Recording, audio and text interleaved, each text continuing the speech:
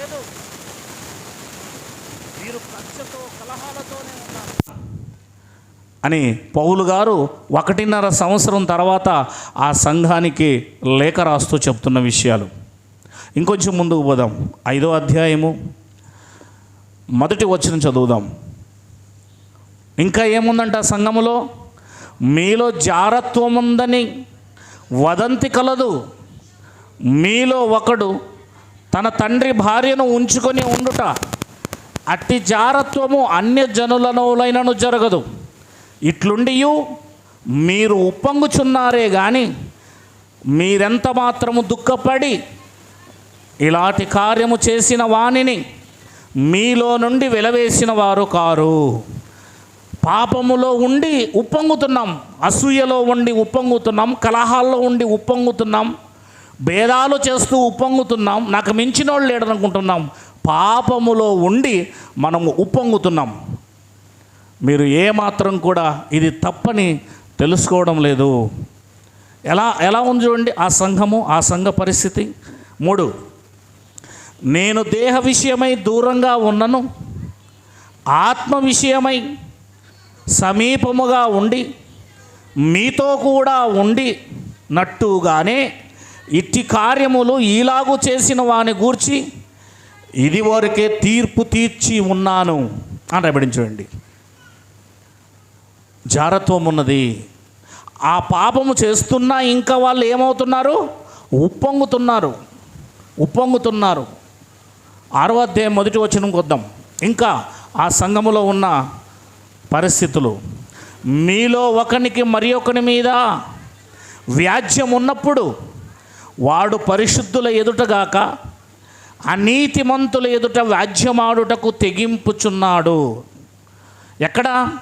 ఒకవేళ సంఘములో ఒకరి మధ్య ఏముంది? మీకు గొడవ, వ్యాజ్యం, గొడవ ఉంది.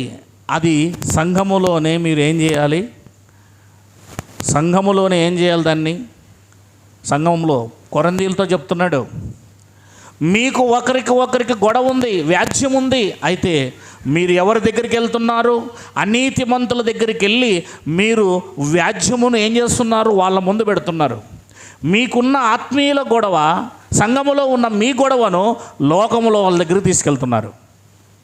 లోకములో వాళ్ళ దగ్గరికి చెప్తున్నారు, పోయి లోకములో విత్తుతున్నారు వెళ్ళి. అది ఎంత తప్పు అని చెప్తున్నాడు. కిందికి రండి. పరిశుద్ధులు లోకమునకు తీర్పు తీర్చుదని మీరు ఎరగరా? మీ వలన లోకమునకు తీర్పు జరగవలసి ఉండగా మిక్కిలి అల్పమైన సంగతులను గూర్చి తీర్పు తీర్చుటకు మీకు యోగ్యత లేదా? మనము దేవదూతులకు తీర్పు తీర్చదమని ఎరుగరా? ఈ జీవన సంబంధమైన సంగతుల గూర్చి మరి ముఖ్యముగా తీర్పు తీర్చవచ్చును కదా. కాబట్టి ఈ జీవన సంబంధమైన వ్యాజ్యములు మీకు కలిగిన ఎడలా వాటిని తీర్చుటకు సంఘములో తృణీకరింపబడిన వారిని కూర్చొండబెట్టుదురా. సంఘములో మీరు అలాంటి వారిని కూర్చొండబెడుతున్నారు, తృణీకరింపబడిన వాడిని. అంటే బలహీనుణ్ణి, వాని ముందు కూడా మీరు వ్యాజ్యం పెట్టకూడదు. బలహీనుని ముందు కూడా మీరు బలహీనమైన మాటలు మాట్లాడితే వాడు బలహీనమైపోతాడు. లేదా అనీతిమంతులైన లోకం దగ్గరికి వెళ్ళి మన ఆత్మ సంబంధమైన గొడవలు వాళ్ళ దగ్గర చెబితే వాళ్ళు కూడా దేవునిలోకి రాకుండా పోతారు. మీకు వ్యాజ్యం ఉంది, మీలో మీకు గొడవ ఉంది, అది కేవలం మీరు చూసుకోవాలి. చూసుకోవడమే కాదు, ఆ గొడవ ఉంటే ఇంకా ఏం చేయమన్నాడో, ఎంత డెప్త్కి వెళ్ళమన్నాడు చూడండి పౌలు గారు. మీకు సిగ్గు రావాలని చెప్పుచున్నాను. ఏమి? తన సహోదరుల మధ్యను వ్యాజ్యము తీర్చగల బుద్ధిమంతుడు మీలో ఒకడైనా లేడా? మీలో సంఘములో బలవంతుడు బుద్ధిమంతుడు లేడా? మీ ఇద్దరి గొడవను సరిచేసేవాళ్ళు లేడా? మీ గొడవను సరిచేసేవాళ్ళు లేడా? మిమ్మల్ని సరిచేసి సమాధానపరిచేవాళ్ళు లేడా? బలమైన ఆ బలవంతుడి దగ్గరికి వెళ్ళండి, అతను మీ వ్యాజ్యములను సరిచేసి మిమ్మల్ని సరిచేస్తాడు. లేడా? అలాంటి వాడు ఒక్కడు కూడా లేడా? ఎవరి దగ్గరికి వెళ్తున్నారు మీరు? తృణీకరింపబడిన వాని దగ్గరికి, లోకములో ఉన్న అనీతిమంతుల దగ్గరికి వెళ్తున్నారు. మీ గొడవలు అక్కడికి తీసుకెళ్తున్నారు. ఆత్మ సంబంధమైన మందిరములో బుద్ధిగలవాడు ఒకడు కూడా లేడా? మీ మందిరములో ఉన్న గొడవలు మీ మందిరములోనే ఒకరికొరు దాన్ని వ్యాజ్యాన్ని సరిచేసుకొని మీరు సమాధాన పడ్డానికి అని అడుగుతున్నాడు. ఇంకా అయితే సహోదరుడు సహోదరుని మీద వ్యాజ్యం ఆడుచున్నాడు, ఒకరి మీద ఒకరు గొడవలు పడుతున్నారు, మరి అవిశ్వాసులు ఎదుటనే వ్యాజ్యం ఆడుచున్నాడు. ఎక్కడ ఆడుతున్నారు? బలహీనుడు చూస్తుండగా గొడవలు పడుతున్నారు ఇద్దరు బలవంతులు. లోకములో ఉన్న అవిశ్వాసి ఎదుటే కొట్టుకుంటున్నారు. లోకములో వాడు చూసేటట్టుగా సంఘములో మనం ప్రవర్తిస్తే ఆ లోకంలో ఉన్నవాడు ఏడే రోజున సంఘంలోకి వస్తాడా? వాని ముందు ఏ రోజైనా నువ్వు యేసుప్రభువు నిరూపించగలవా? నువ్వు మారావు అని వానికి ఏమైనా అర్థమవుతుందా?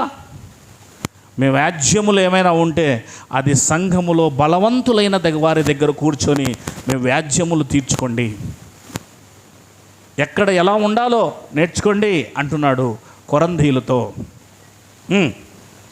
ఒకని మీద ఒకడు వ్యాజ్యం ఆడుట మీలో ఇప్పటికే కేవలం లోపం. అది గొడవలు పడడం అనేది ఇప్పటికే అది లోపం. అసలు గొడవలే ఉండకూడదు అంటే లోపం ఉంది మీకు. కొరంథీయులో ఉన్న లోపం చెప్తున్నాం కదా మనము. లోపం అది, గొడవలు అనేది లోపం, ఇప్పటికే అది లోపం. అంతకంటే అన్యాయము సహించుట మేలు కదా అని ఎప్పుడు చూడండి. పర్లేదు, నా మీద వ్యాజ్యం వేశాడు, నా మీద గొడవకు వస్తున్నాడు, జాన్ని వదిలేద్దాం. అంతకంటే ఏం చేయాలా? గొడవలో అతనే నెగ్గని అని వదిలేయి అంటున్నాడండి. వదిలేసేయి, అంతటితో దాన్ని సమాధి చేసేయి, అక్కడి నుంచి సమాధానపడు. అసలు వ్యాజ్యములు ఉండుటయే లోపమైతే వ్యాజ్యం వచ్చినప్పుడు నువ్వు దాన్ని ఏం చేయమన్నాడు? అంతకంటే అన్యాయాన్ని సహించు. అతను నీ పట్ల అన్యాయం చేశాడా? నీదేమైనా అపహరించాడా? నిన్ను మోసం చేశాడా? పోతే పోని వదిలేయి. నీ ఆత్మీయుడు అతనెవరు? అదే తర్వాత చెప్తున్నాడు. తర్వాత చదవండి. దానికంటే మీ సొత్తులను అపహరించబడుటే ఏదైతే ఎత్తుకొని పోయాడో, ఒకవేళ వ్యాజ్యం, ఒకవేళ నీ సామాన్లు ఎత్తుకొని పోయాడో, నీ సొత్తు ఎత్తుకొని పోయాడో, లేకపోతే నీ ధనం ఎత్తుకొని పోయాడో, పోతే పోని వదిలేసేయి. వ్యాజ్యం వద్దు, గొడవలు వద్దు, దానికోసం గొడవలు పడద్దండి అని ఈ యొక్క గొడవను, ఈ విధానాన్ని ఏం చెప్తున్నాడు ఇక్కడ? జాగ్రత్తగా మనం ఉండాలి అని చెప్తున్నాడు. ఇంకా కిందికి వస్తే ఆయన చెబుతున్న మాటలు చూడండి, ఎలా ఉన్నారంట ఆడ పరిస్థితి. అయితే మీరే అన్యాయము చేయుచున్నారు, మీరే దొంగతనం కూడా చేస్తున్నారు, మీ సహోదరులకి ఇలాగూ. అది ఎలా ఉన్నారంటండి ఈ సంఘము? అన్యాయం చేస్తుందంట సంఘము. దొంగలుగా ఉన్నారంట సంఘములో, దొంగలు ఉన్నారంట ఆ సంఘములో. ఒక ఆమె వెనకటికి నా తిత్తిపోయిందని చెప్పేసి సంఘం అంతటిని కూడా ఏం చేసింది? దోషం చేసింది. నా డబ్బులు ఎత్తుకున్నారు, మీరు తప్ప ఇంకెవరు లేరు, మీరందరూ దొంగలే అని చెప్పేసింది. చూసారు ఎంత పెద్ద నేరం వేసిందో? ఎంత పెద్ద దొంగ ఈ సంఘం మీద దొంగలని చెప్పేసి ముద్ర వేసిందో అర్థమవుతుందా? దేనికి? దొంగలు ఉన్నారు కనుక. ఇప్పుడు పౌలు గారు కూడా ఏం చేస్తున్నారు? మీలో దొంగలు ఉన్నారు, మీలో అపహరించేవారు ఉన్నారు, మీలో అన్యాయం చేసేవాళ్ళు ఉన్నారు. తర్వాత కింద దానికి ఆన్సర్గా వాళ్ళ పరిస్థితులు చూడండి చెప్తున్నాడు. అన్యాయస్తులు దేవుని రాజ్యమునకు. అది అంటే ఇక్కడ వీళ్ళకు తెలుసు అది. అన్యాయం చేస్తే దేవుని రాజ్యమునకు వారసులు కామన్న విషయం వాళ్ళకు తెలుసు. తెలియదా? మోసపోకడి. వాళ్ళల్లో జారులు ఉన్నారు. చూడండి, ప్రేమ లేని ఆ సంఘములో ఏమేమి ఉన్నాయో అన్నీ బయటపడుతున్నాయి. వాళ్ళలో ఇంకా జారులు ఉన్నారు, విగ్రహారాధికులు ఉన్నారు, వ్యభిచారులు ఉన్నారు, ఆడంగితనం గల వారు ఉన్నారు, పురుష సంయోగులు ఉన్నారు, దొంగలు ఉన్నారు, లోభులు ఉన్నారు, త్రాగుబోతులు ఉన్నారు, దూషకులు ఉన్నారు, దోచుకుని వారు ఉన్నారు. చూసారా? ఇలాంటి వారు ఆ సంఘంలో ఉన్నారు. ఇంకా వీటన్నిటికీ కారణం ప్రేమ లేకపోవటమే. ఎవరికి వాడు ఇష్టం వచ్చినట్లుగా ప్రవర్తిస్తున్నారు ఆ సంఘంలో. ఒకరికి ఒకరు ఏమాత్రం కనెక్షన్ లేదు, ప్రేమ ఆప్యాయతలు లేవు, ఒకరితో ఒకరు మనసు కలుసుకునేవారుగా లేరు, ఒకరితో ఒకరు ఏకీభవించేవారిగా లేరు, ఒకరి యోగక్షేమాలు ఒకరు అడిగి తెలుసుకునేవారిగా లేరు అని చెప్తా ఉంది. ఎంత భయంకరంగా ఉందో చూడండి ఈ సంఘం. ఆఖరికి దేవుని రాజ్యానికి వీరు వారసులుగా కారు అనేసాడు. మీరు దేవుని రాజ్యానికి వారసులే కారు. 9వ అధ్యాయం 11వ వచనం. 9వ అధ్యాయం 11వ వచనం. మీ కొరకు ఆత్మ సంబంధమైనవి మేము విత్తుతున్నాం పులిపిటి నుంచి, మీ వలన శరీర సంబంధమైన ఫలములు కోసుకొనుట గొప్ప కార్యమా అని రాబడించండి. పులిపిటి మీద నుంచి దేవుని వాక్యము ఆత్మ సంబంధమైనవి విత్తుతుంటే, శరీర సంబంధమైనవి కలహాలు, గొడవలు, కక్షలు, విభేదాలన్నీ కూడా శరీర సంబంధమైనవి పుట్టుకుంటూ వస్తున్నాయి. విత్తడం ఏమి విత్తుతుంది? కలిసి ఉండండి, ఏక మనసుతో ఉండండి, లోకానుసారంగా జీవించకండి, ఒకరినొకరు కలిసిపోండి, కక్షలొద్దు అని వాక్యం విత్తుతే దానికి ఆపోజిట్లో పంట పండుతూ ఉంది. ఆత్మ సంబంధమైనది మేము విత్తితే మీరు శరీర సంబంధమైన పంటనిస్తారా అని చెప్తున్నాడు. ఎలా మారిపోయింది చూడండి ఈ సంఘం. ఈ సంఘంలో ఎలాంటి లోపాలు ఉన్నాయి. ఇవన్నీ లోపాలు సంఘం అంతటికి చిన్నాభిన్నం చేసేస్తుంది. ఒక మంచి సువాసన దేవునికి రాదు. అర్పణ దేవునికి, మంచి అర్పణ దేవునికి ఇవ్వలేం. ఎవరు తెలుసా అర్పణ? రోమిలికి రాసిన పత్రిక. ఈరోజు హెబెల్ ఏం తీసుకుని వచ్చాడు? ఆదికాండం 4వ అధ్యాయం. ఆదికాండం 4వ అధ్యాయం 3వ వచనం.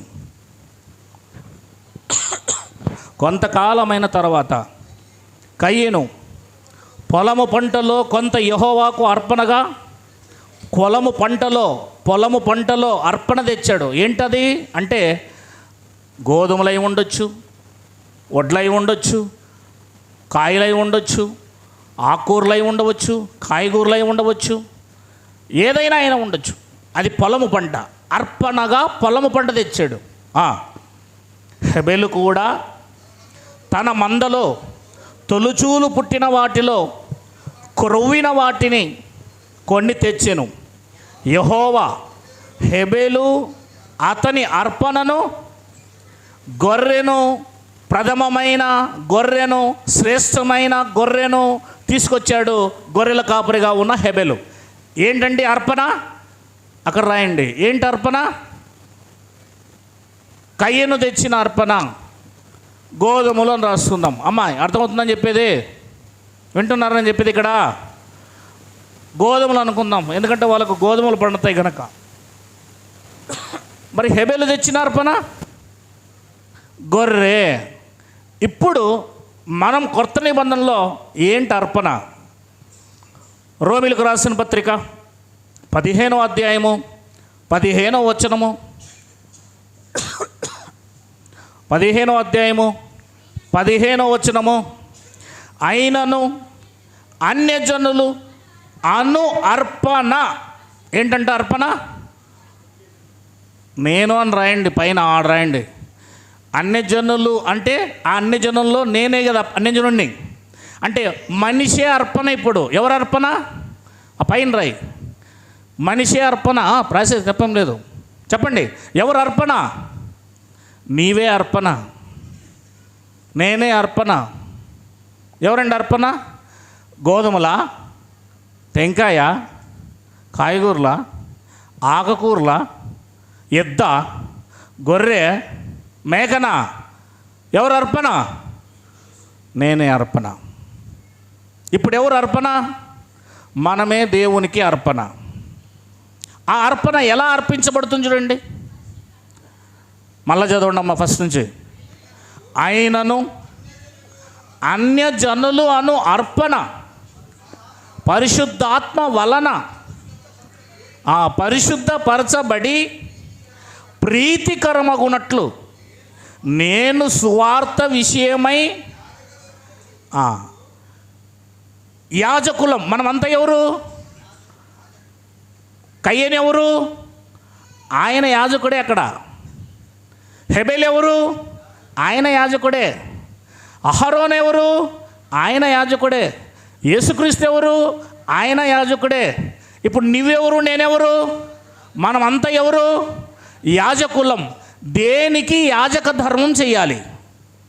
మన యాజక ధర్మం ఏంటి చెప్పండి? దేనికి యాజకత్వం చేయాలి? సువార్తకి. సువార్త చేయటమే యాజక ధర్మం. అందుకే సువార్త చేద్దామంటున్నాను నేను. సువార్త చేయనంత వరకు నీవు యాజక ధర్మమును నిర్వర్తించువాడవు కాదు. ఇది తెలుసుకొని హెబ్రోనులు సువార్త చేస్తున్నారు. నువ్వు నేను ఇంట్లో ఉంటున్నాం. అసలు యాజక ధర్మం అంటే ఏదనుకుంటున్నారు? సువార్త ప్రకటించి అన్యజనులలో నుండి ఒక్కొక్క గొర్రె, ఒక్కొక్క ఎడ్డు, ఒక్కొక్క అర్పణను నువ్వు తీసుకురావాలి దేవుని దగ్గరికి. నువ్వు సువార్త యాజక ధర్మం చేస్తూ ఉంటే అర్పణ తీసుకురావాలా. ఏది? నీ భార్య రాలే, నీ కొడుకు రాలే, నీ బంధువులు రాలే. మన పాస్టర్ గారు ఏమన్నారు తెలుసా? జోబుకు ఫోన్ చేసి, నా 30 సంవత్సరాల సర్వీసులో ఇంత తక్కువైన సంఘానికి నేను వాక్యం ప్రకటించలేదని చెప్పినాడంట. ఇటుకు వచ్చిన పాస్టర్. అట్లాంటి వాళ్ళని నేను ఎప్పుడు చూడలేదన్నాడంట. ఆయన అన్నాడంట, లేదు పాస్టర్ గారు, అక్కడ 70-80 మంది దాకా ఉన్నారు, పిల్లలు పెద్దలంతా కలిసి. అంటే నాకు 15 మంది కంటే ఎక్కువ కనబడలేదు 3 రోజులు. ఆదివారం కూడా 20 మంది కంటే ఎక్కువ మంది కనబడలేదు నాకు అన్నాడంట. ఆలోచన చేశారా? సువాసన ఎక్కడ దాకా వెళ్ళింది? ఆయన ఎక్కడ తిరుగుతాడో అక్కడ చెప్తాడు. ఇది మనము అర్పణ, ఇది మన యాజక ధర్మం. సువార్త చేయటమే యాజక ధర్మం. అన్ని జనాంగంలో ఉన్న వారికి సువార్త చెప్పి వారిని దేవుని దగ్గరికి తీసుకురావడమే అర్పణ. నువ్వు దేవునికి అర్పణ అర్పించాలంటే సంవత్సరానికి ఒకరినైనా తీసుకొస్తున్నావా? ఏది అర్పణ? మరి ఎలా అల్లాడుకుంటూ వస్తున్నావు? ఏది అర్పణ? ఏది ఉట్టి చేతులతో వస్తున్నావు? అర్పణ లేదు, సువార్త ప్రకటించడం లేదు, యాజక ధర్మం చేయడం లేదు. యాజక ధర్మము చేయడం లేదు, దేవునికి అర్పణ తీసుకురావడం లేదు. నా ప్రియానుసారుడైన మనుషుడా, నా ఇష్టానుసారుడైన వాడు అంటాడా నిన్ను? చెప్పండి మీరే. ఏది అర్పణ? 10 రూపాయలు కానుక పెట్టి వేసిపోవడమేనా? అదేనా అర్పణ? నాకు అది కాదు కావాల్సింది. ఒక పాపి, నువ్వు సువార్త యాజక ధర్మం చేస్తే ఒక పాపి మారే సంఘంలోకి రావాలి. అది యాజక ధర్మం. అర్పణ అంటే ఎవరు? ఒక మనిషిని దేవుని దగ్గరికి తీసుకురావడమే అర్పణ. దేవునికి సమర్పించే అర్పణ. ఎంతమంది అర్పణ తీసుకొని వస్తున్నారు? ఎంతమంది సువార్త ధర్మం చేస్తున్నారు? నాతో పాటు సువార్త ప్రకటించడానికి రమ్మంటే రాలేని దౌర్భాగ్యులం మనం. మనల్ని ఏమనకూడదులేండి. ఏమనంటే ఇబ్బందుడికి. దేవునికి మహిమ కలుగును గాక. 12వ అధ్యాయం రోమీలకు రాసిన పత్రిక.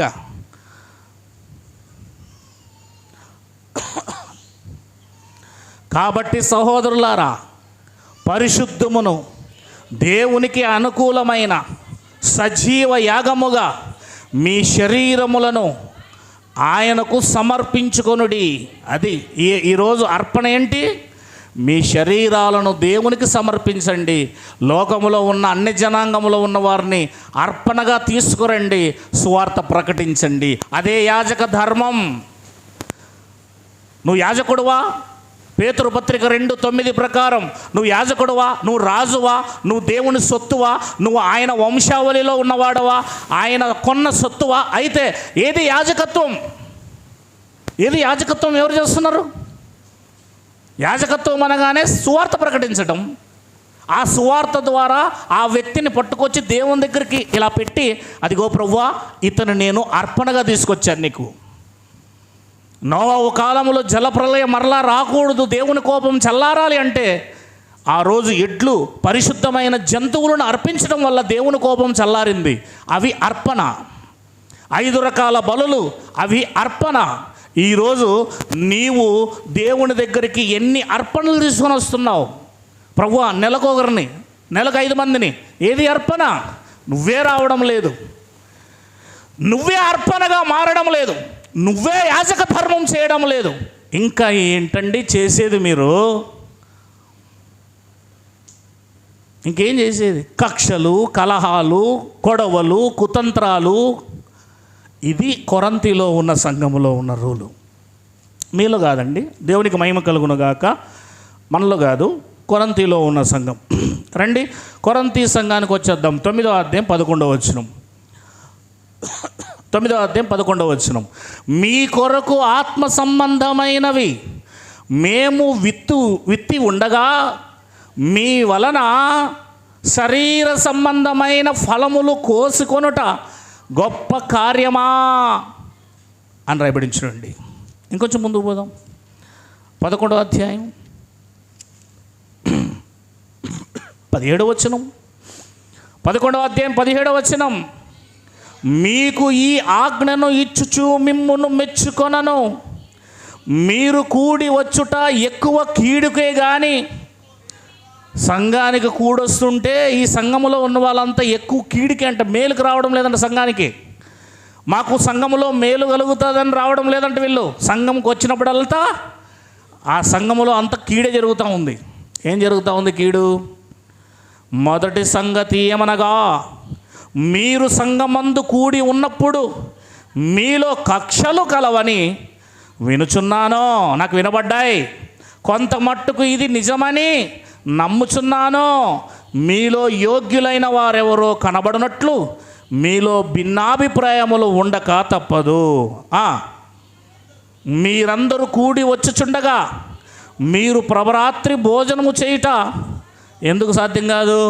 మీలో భిన్నాభిప్రాయాలు ఉన్నాయి, మీలో కక్షలు ఉన్నాయి, అలాగే వచ్చేస్తున్నారు, అలాగే దాంట్లో పాల్గొంటున్నారు.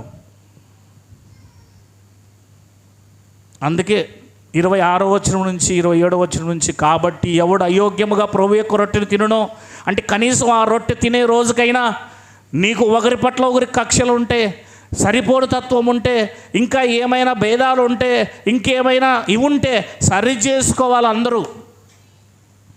ఆ రోజుకి ఫుల్ స్టాప్ పెట్టేసేయాలా, మరలా కొత్తగా మారాలా.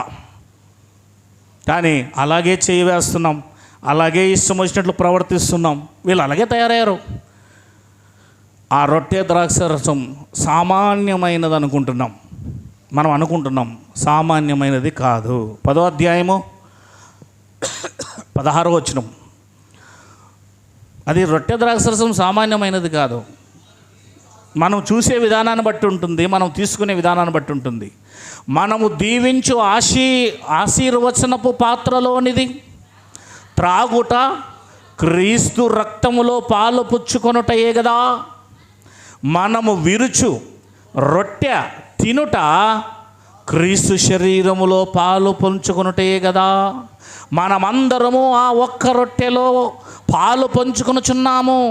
రొట్టె ఒక్కటే గనుక అనేకులైన మనము ఒక్క శరీరంగా అది తినే రోజుకైనా మారాలా. అది తినే రోజు కూడా మనలో కక్షలు, కుతంత్రాలు ఉంటాయి అని వాళ్ళతో చెప్తున్నాడు. కనీసం ప్రభురాత్రి భోజనం రోజైనా మీరు మారండి, ఒక్క శరీరంగా మారండి, కక్షలొద్దు అని చెప్తున్నాడు వాళ్ళతో. మీరు ఏం చేస్తున్నారు ఇంతకీ? అసలు మీకు తెలుసా ఏ పాత్రలో చేయబెడుతున్నారు మీరు? క్రీస్తు శరీరం అది, క్రీస్తు రక్తం అది. మిమ్మల్ని ఏకం చెయ్యాలని ఆయన ఒక్కడే ప్రాణం పెట్టిన స్థలం అది. ఆయన శరీరం రక్తం ఇచ్చి మిమ్మల్ని ఏకం చేయాలనుకున్నాడు. మీరు ఏకం కావడం లేదు, ఏక థాట్ మీదకి రావడం లేదు. నేను ఒక ఇద్దరు బ్రదర్స్ని అడిగాను.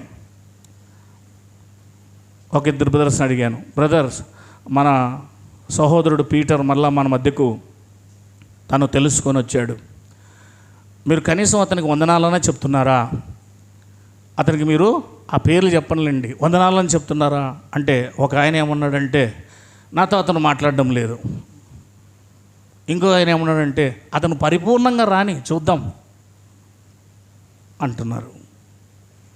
పడిపోయి బయటికి పోయి వచ్చిన వాడిని, నువ్వు ఇక్కడ ఉన్నవాడు ఇన్ని రోజులు ఏం నేర్చుకున్నావు? ప్రతి ఒక్కరిని ప్రేమించడం నేర్చుకోవాలి. ఏం చేయాలి? ప్రేమ క్రియల ద్వారా వ్యక్తపరచాలి. నువ్వు పరీక్షించడానికి ఎవడివి? నీ దగ్గర ఏముందని పరీక్షిస్తావు?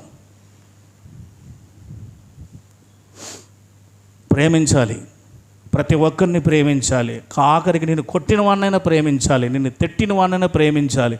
నిన్ను ఏమైనా సరే అన్నా సరే నువ్వేం చేయాలి?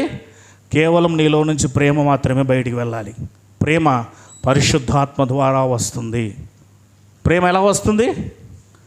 రోమీలకు రాసిన పత్రిక 5వ అధ్యాయం 5వ వచనం చెప్పాను ఇంతకుముందే, ఒకసారి చూడండి. ఎందుకనగా ఈ నిరీక్షణ మనకు సిగ్గుపరచదు, మనకు అనుగ్రహించబడిన పరిశుద్ధాత్మ ద్వారా దేవుని ప్రేమ మన హృదయములలో కుమ్మరింపబడి ఉన్నది. దేవునికి మహిమ కలుగునుగాక. ఏమని రాయబడింది ఇక్కడ? ఎలా వస్తుంది నీలోనికి దేవుని ప్రేమ? పరిశుద్ధాత్మ ద్వారా మాత్రమే నీలోనికి దేవుని ప్రేమ వస్తుంది. కనుక నువ్వు పరిశుద్ధాత్మను కలిగి ఉన్నావు అనడానికి నువ్వు ఎవరినైనా ప్రేమిస్తావు. యేసుక్రీస్తు వారు పరిశుద్ధాత్మను కలిగి ఉన్నాడా? ఆయన అందరినీ ప్రేమించాడా? తను చంపే వాళ్ళని ప్రేమించాడు, కొట్టే వాళ్ళని ప్రేమించాడు, గడ్డంలో అయిన వాళ్ళని ప్రేమించాడు, ఉమ్మించిన వాళ్ళని ప్రేమించినాడు, సిలువేసిన వాళ్ళు ప్రేమించినాడు, సిలువ వేయమని కేకలు వేసిన వాళ్ళు ప్రేమించినాడు, అందరినీ ప్రేమించినాడు. ఎందుకంటే ఆయన లోపల ఉన్నది ప్రేమే కనుక ప్రేమే ఇస్తాడు. నా జోబులో 5,000 ఉందనుకో, ఎవరైనా దొంగ వచ్చి రే నీ దగ్గర ఏముందిరా ఇవ్వు తొందరగా అన్నాడు అనుకో, నా దగ్గర 5,000 ఉంది కనుక 5,000 మాత్రమే, మొత్తం నా డ్రెస్ తీసేసి నన్ను ఒలిచేసినా కూడా నా దగ్గర దొరికేదేంటి? నాలో ప్రేమ ఉంటే ప్రేమిస్తా, ద్వేషం ఉంటే ద్వేషిస్తా. నీలో ఏముంది అదే ఇస్తావు ఇతరులకి. నీ మాట జాగ్రత్త. కొరంథీ సంఘం మాదిరి ఉండకు, కొరంథీ సంఘం మాదిరి ఉండకు. కమాన్, కొరంథీ సంఘానికి వచ్చేద్దాం. ఏం చేస్తున్నారు వీళ్ళు? 11వ అధ్యాయం కొరంథీ సంఘం 11వ అధ్యాయం 17వ వచనం చదువుదాం. మీలో ఏమున్నాయి? కీడు. మీలో ఎక్కువ కీడుకే కూడుకొని వస్తున్నారు. 18వ వచనంలో ఏముంది? కక్షలున్నాయి. 19వ వచనంలో ఏముంది? భిన్నాభిప్రాయాలు. ఒకరికి ఒక అభిప్రాయం, మరొకరికి మరొక అభిప్రాయం. భిన్నాభిప్రాయాలు.